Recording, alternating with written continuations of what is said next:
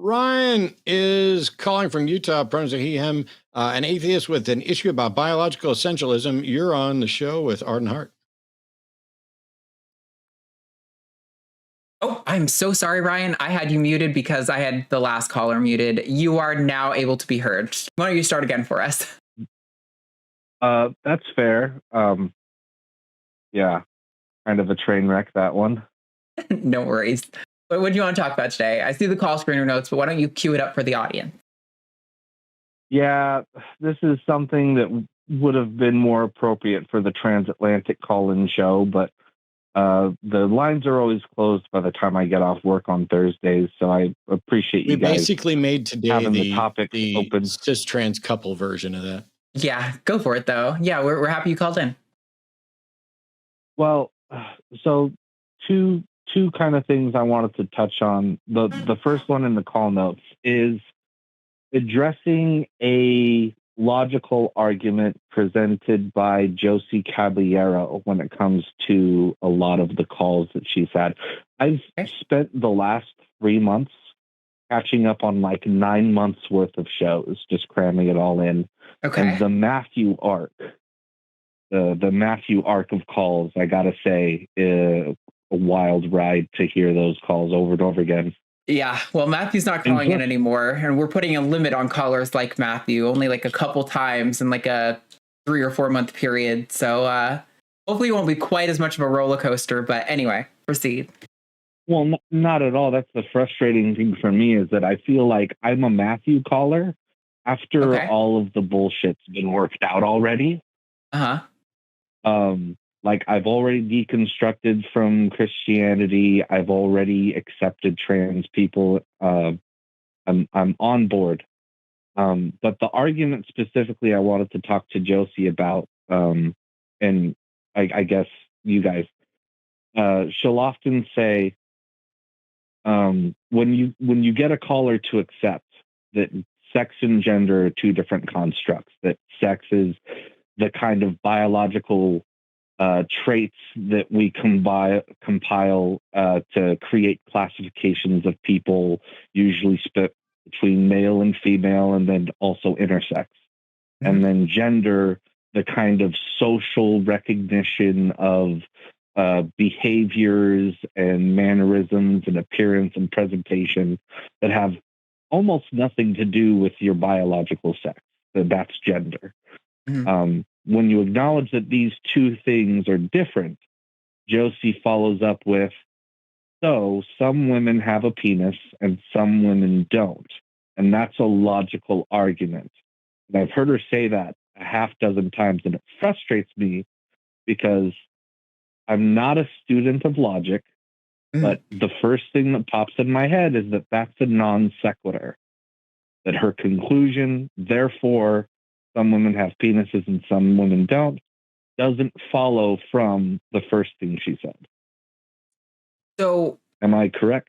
I think there might be a step missing in there somewhere, but I know what you're saying, and I don't always. I mean, this is why we have multiple hosts, because I don't tend to use the same strategies that Josie does, and we've disagreed on the show several times about the different things. Yeah, I don't think it necessarily follows immediately that just because you establish sex and gender are different, that necessarily trans women can fall under that category. I think there's another step that would have to happen there.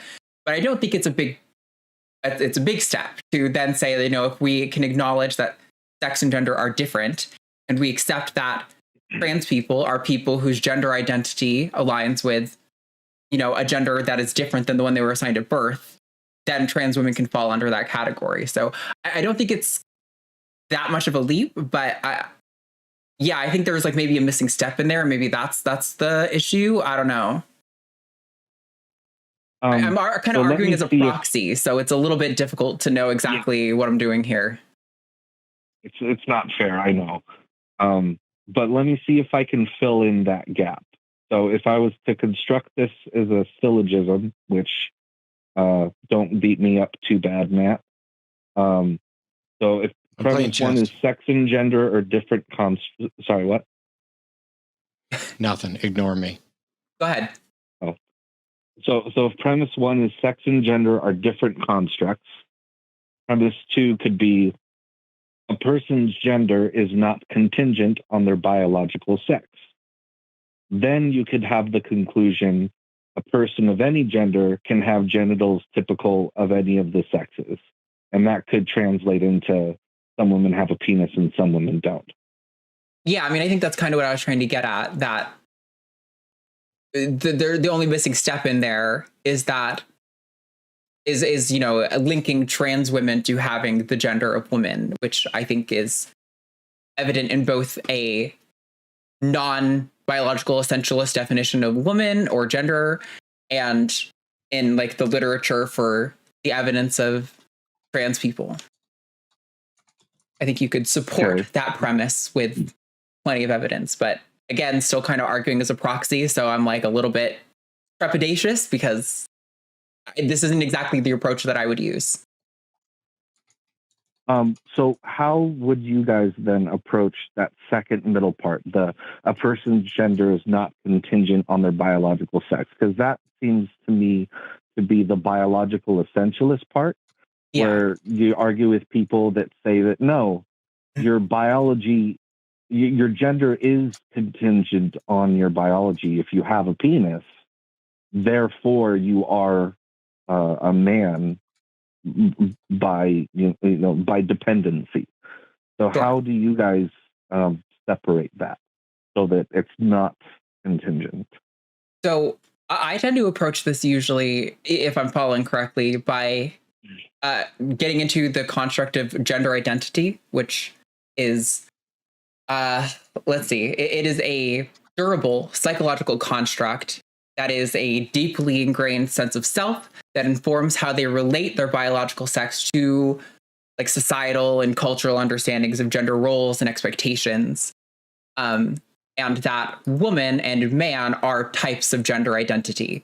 And we already know that trans people are people who are, and this is from, if you want, we can try to get into more of the literature. Again, I'm trying to save space because we're doing a proxy argument here.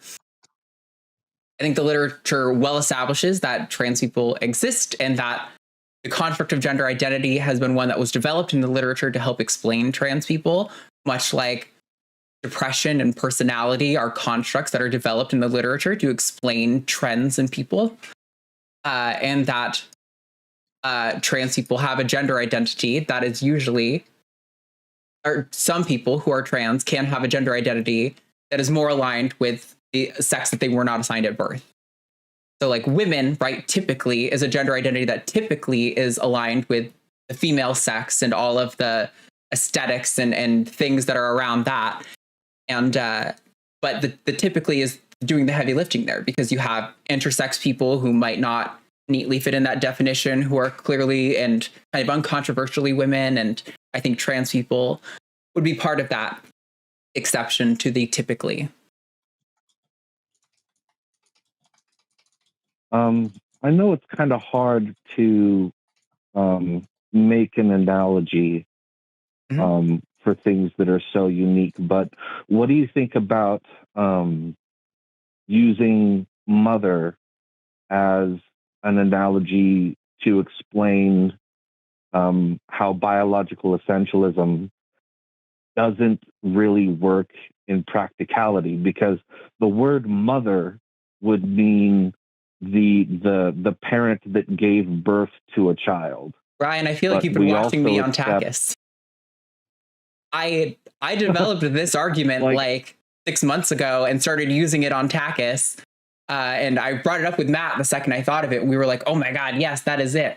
Because exactly, mother typically refers to the person, if you want to get really biological essentialist about it, you could be like the person who provided the large immobile gamete of your two parents, right? Your two biological parents. But obviously, mom or mother refers to more of a socially constructed category. Someone, it could be your aunt, it could be your grandma, it could be the lady who runs an orphanage, it could be just some woman in your community who took care of you. It generally just kind of refers to a woman or a like feminine person who is the caretaker to a child. I've used that argument a lot on Takis, that I think mother is a great example of how both biological essentialism are problematic and how definitions are necessarily like incomplete. Like you're always going to have, when you're talking about definitions, people who should fit in that don't by the strict terms of the definition, and people who do fit in that shouldn't. Yeah. And not just, not just social usages of the word mom, but also different legal definitions when it comes to adopted mothers or stepmothers or surrogate mothers, those who are, you might have donated an egg, so you're biologically the mom, but someone else carried it to term, and then maybe someone else raised it. So you could have 3 different moms for one person.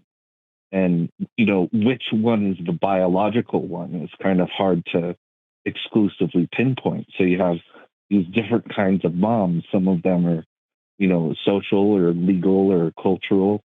And I think you could say the same thing about definitions of women. You've got the different categories, whether it's, tall women, short women, gay women, cis women, trans women. Yeah, I think so. This is part of the reason why I've been trying to kind of work on developing my own sort of more philosophical definition of woman, because I think it would be useful. But I tend to just kind of concede the ground of that. I think normatively, the definition of like adult female human is sufficient to describe most humans. But then we have to start getting into what is a female, what is an adult. What, you can get into what is a human if you want, but I don't think that's as necessary for the purposes of the debate. And that like those definitions work like a population level most of the time. But the problem is things that work at the population level often break down when you focus in on individuals within the population. And like a great example that I think breaks both woman and mother is people with Swyer syndrome. There are people who are XY chromosomally, but I can't remember if it's that their SRY gene isn't activated or if that it's not present or something like that. But they're chromosomally male, but they are phenotypically female. And while it's not incredibly common for people with this condition, there have been several instances of those people getting pregnant and carrying the child successfully to term. So that is a person who is the provider of the large immobile gamete, but they're not a female by, a strict biological essentialist definition of the term, and they are able to become a biological mother. Like it breaks all of those terms, right? So I think it's just the hard thing to notice is that when you're in this discussion is that people really want this like clean definition that feels like I've done my work, adult human female. But even under those definitions, I think it ends up breaking down into like a social definition.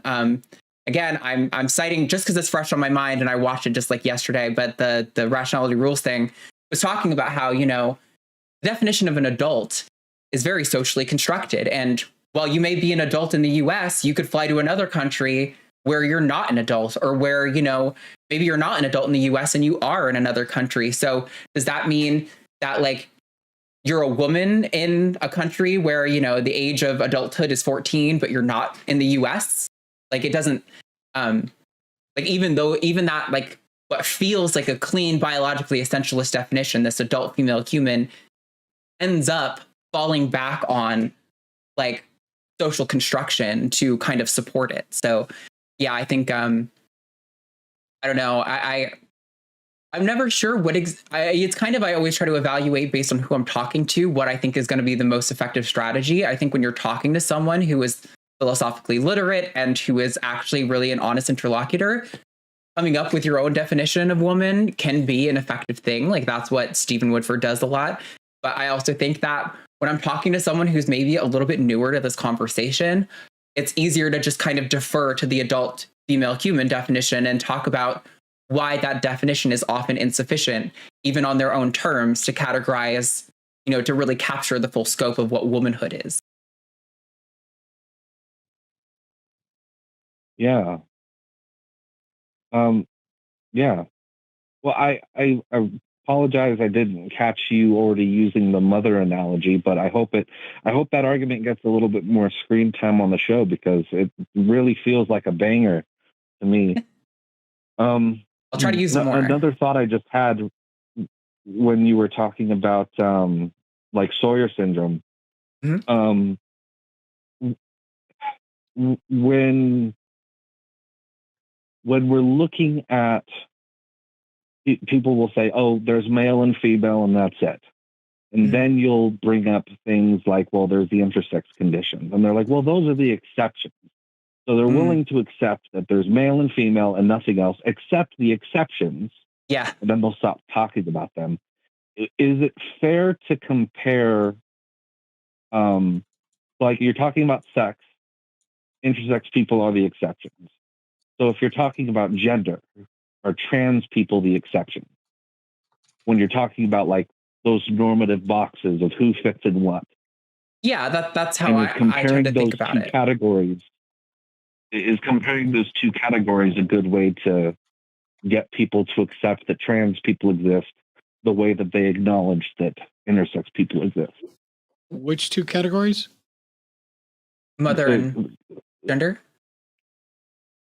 Sorry. So when you're talking about the category of sex and people just want to say there's only male and female, they will acknowledge that intersex people exist. So right. Are trans people the kind of equivalent exception when you're talking about gender and the category of men and the categories of men and women? Yeah, that's how I tend to think about it. Is that useful?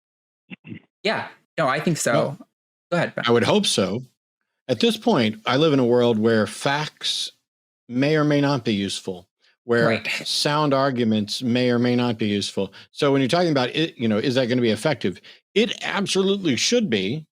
Recognizing, see, this is the thing. Let's get right back to the very beginning of the show when Richard Dawkins, one of the world's most prominent biologists, gets the biology wrong, because he will say there are two biological genders. And okay, Richard, how are they defined? Oh, chromosomally. Yes, but there's not just XX and XY. There's XYY and others. Well, we don't get to, those are exceptions. Yes, but now what it is not that sex is wow. That it's not just that there are two sexes. There are two sexes if you ignore the other ones. You don't. You can say normatively sex is dimorphic, because normatively doesn't mean absolute. It means, hey, when we take the whole thing, we look at the bulk of the bell curve, we look at the bulk of the data that fits into here, and we're basically going to throw out the outliers. When it comes to people, and when it comes to accuracy, you do not get to throw out the outliers. I literally just posted a video on this topic about not dismissing the outliers. So when it comes to sex, Richard throws out the outliers in order to say sex is, dimorphic. And they'd like to say that because sex is dimorphic, gender is dimorphic. But in the same way, as you astutely pointed out with an analogy, it's the exceptions that we're talking about. Yes. Trans people are the ones that don't fit into the buckets. And you could say gender is normatively dimorphic, just like sex is normatively dimorphic. But you have to acknowledge that when you do that, you are throwing out 1% of the population at least. And if that analogy should hold for people, even though arguments from analogy are always going to fall apart and it's problematic, but it's good. And this is why when you say something like premise 1, gender and sex are not identical. Premise 2, sex is delineated by chromosomes, which isn't true, but we'll just go there. Therefore, gender is not delineated by chromosomes. Now you can replace chromosomes with penises. Sex is delineated by penis. Sex is delineated. There are primary and secondary sex characteristics. So the entirety of sex, biological sex, is more complicated than Richard will acknowledge. And the reason Richard won't acknowledge it, if you'd asked him 20 years ago, he would have given an entire lecture. And I'm sure if somebody digs around and finds him talking about sex, there's something out there about him talking about the exceptions. There's something out there in the books about him talking about exceptions. Then why is it now, at 83 fucking years old, when he's sidling up to gender criticals, is he suddenly sex is dimorphic? Let's just not worry about all those other things. I'm not going to go back and reread all of his books, but I guarantee you He said something like that at some point.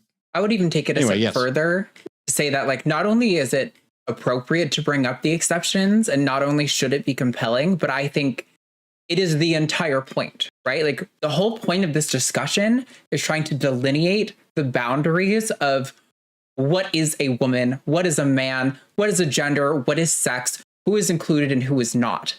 It seems to me that if we're trying to look for the line on these things, the exception should be exactly where we look to understand these things and exactly what the boundaries of these categories are. I find it frustrating when people try to say, well, sure, there are exceptions, but they're such a small percent. They don't matter. And again, when you're talking about like research, right? When we're, like I was saying earlier, these definitions, these concepts of looking at sex in a binary way work on populations. Like, it's fair to say that at a population level, generally, there are male and female, and those are generally the categories, right? But when you zoom into an individual, that's when you have people who have like androgen sensitivity syndrome or Swyer syndrome or any of these other things where they don't neatly fit into the definition that we want them to, or people who have like ovotestes, right? They have both gametes at the same time. Like, biology is so diverse and so fascinating. And while, yes, they are a small portion of the population, when we're trying to delineate these categories, you need to look at the edges. That's the whole point. We're looking for the edge, and then we see an edge, and Richard Dawkins and the gender essentialists go, no, don't look at the edge. It's the edge.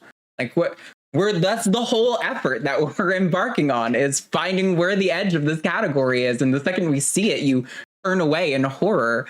It is the entire point, as far as I can tell. Last little bit for me in response to Josie's. Josie isn't presenting premise 1, premise 2, but her shortened version where some women have penises. Here's part of a syllogism. Apples and Fergalbergal are not identical. If apples are food, what conclusion can you reach about Fergalbergal? Nothing. You can't tell me that Fergalbergal is food or it's not food. And so if you said apples and peanut butter are not identical, apples are food, you can't then conclude that peanut butter is food from that syllogism. But because we're already familiar with peanut butter, we know it's food, and so we conflate that because we do a shorthand, because the actual synthetic content of what's in the argument is familiar. And so if you said sex and Fergalbergal are not identical, sex is delineated by chromosomes, what can you tell me about Fergalbergal? Nothing. But when you sub the word gender in there because people think they know what it is, they smuggle that baggage into their assessment. Mm-hmm. And that's why we have to be diligent about fallacies and about teaching people how to engage and address those things. Anyway, that's all I had. It's hard when you're arguing with people who don't know that Fergalbergal is Monergalbergal. True. I also think that. But oh, sorry. Go ahead, Brian. We've talked a lot. I wanted you to respond. I already forgot what I was going to say. Oh, I'm so sorry. We do that to each other all the time. It's one of the reasons we get along so well is because we love each other enough to forgive each other when we interrupt and make the other person forget what the fuck they were saying. Well, if you think of it, Ryan, it was going to be attempt at something funny that probably wouldn't be. Okay. I was just going to say that I think all of this is my frustration with all of this also is that, you know, I love philosophical discussions. I would love to sit around and discuss like the boundaries of what is a woman and where do those boundaries lie, and what is a definition that actually encompasses like all cultures throughout history, you know? So we're not like our concept of gender isn't breaking down when we look down through the past and into the future and across cultures and things like that. But it's also like, I don't really care what individuals think a woman is, right? Like, I just want to live my life. And then the frustrating thing is that like all this conversation is interesting and I do enjoy getting into the philosophy of it all, but it's all tied up in human rights. And I really wish people would recognize that, like, what a woman is, to me, is one of the least meaningful questions in this issue. Like, I think there are some questions that probably deserve a little bit more attention and nuance on like a policy level and things like that. But this "what is a woman" thing is really a cudgel. And I wish we didn't spend as much time on it. And I know we opened the floor to this show today, so I'm not trying to like call you out. Like, you did the right thing. You called in with an appropriate topic. But yeah, I'm just, it's frustrating that it's like, again, like I was saying earlier, feeling like an animal in a zoo. Like, I just want to live my life, but instead I'm having to defend whether or not I'm a woman. And then sometimes people say I'm a woman, but the trans woman who doesn't pass as well as I do is not a woman. And it's like, ugh, this is so silly. Like, I don't actually really believe that most of these people sincerely like care about this issue. I think they just want to make trans people feel like shit. And that's kind of the ultimate goal of a lot of these discussions. But I do interest in it. Like, talking with like philosophically literate people about this conversation is a really good time. So yeah, I appreciate it, Ryan. I do wish that the whole civil rights part of it wasn't an issue, and we could just talk instead about how excited you are about the new Pokemon Legends game that's going to be coming out. I haven't heard about it. What? Excuse me? Yeah, Pokemon Legends Arceus is going to have a sequel. It's Pokemon Legends ZA. It's shit. supposed to be, the Pokemon X and Y that never got a third release. Yes. Why the fuck are you doing this to us? See, Pokemon Legends ZA should be coming out this year, 2025.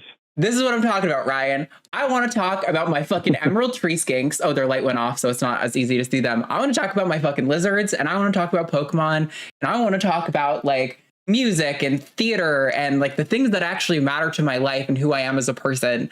But instead, I spend so much time debating HUDs and right-wingers, the synonymous, but about what is a woman, because it might inform how they vote. And my hope is that like either they will influence someone or somebody watching will hear it and be influenced. And like, I do think that ultimately it's probably a net positive, but man, it is such a drain on my like mental health. Like, you can't be in this state of like, you know, heightened, or like, I don't mean arousal in like a sexual sense, but you know what I mean? Like the cortisol filled kind of mindset all the time. It's like biologically, neurologically bad for you, but you know, I mean, it's the world we live in. Make a difference, and it's made a difference for me personally, especially the Transatlantic Call-In show. So that means a lot. I think Thank you. do get to say I've been a little bit butthurt by Matt for a while. Oh yeah. Well, fair enough. A lot of people. Long time, but I'll tell you real quick. A long time ago, when you were on a show that must not be named, I was calling in with honest questions about trans people, and apparently referenced some dog whistle I wasn't aware of. So you plugged into the call screener room and said that you weren't interested in talking to a bigot, and you hung up on me. Cool. I'm not okay. sorry. The Transatlantic Call-In show has answered those questions. It went down that way. But yeah, depending on how, I'd have to go back in time and see how he phrased it. So at least now I can say you definitely know how to address the issues and bring up what you're talking about and making it clear that you are on the right side. So I appreciate it. And I won't take up any more of you guys' time tonight. I appreciate it. Thanks so much, Ryan. Call back anytime. I really enjoyed this call. Yeah, it's one of those things where, you know, I'm sorry things went down that way, but I'm not sorry for doing what I did, because odds are good that if somebody in the call screening thing messed up with a dog whistle, especially on shows where we are constantly getting pranked, trolled, harassed, you know. Better to get a false positive on the bigotry than to let somebody say something awful on air. Yeah, and in some cases, we didn't always have full on screener or anything. And so it would be before the show, I'd see who was queuing up and I'm like, oh no, fuck no, we're not doing that. And I'd just clear that up ahead of time. So it doesn't even make the air. So it's nice that Ryan was upset about something that didn't even make the air and then moved on and got over it. Eric, do you want to learn how to Mongolian throat sing? Check this out. No, you try. No, keep that shit to yourself. Don't hear it. Anyway, thanks for watching that clip. Patreon.com/calltheline is where you could support us. And maybe you should subscribe and like the video because it was a killer video. Or maybe it wasn't. Was it a forest video? If this was a forest video, you don't have to click like. If it was an Eric video, go ahead and click dislike.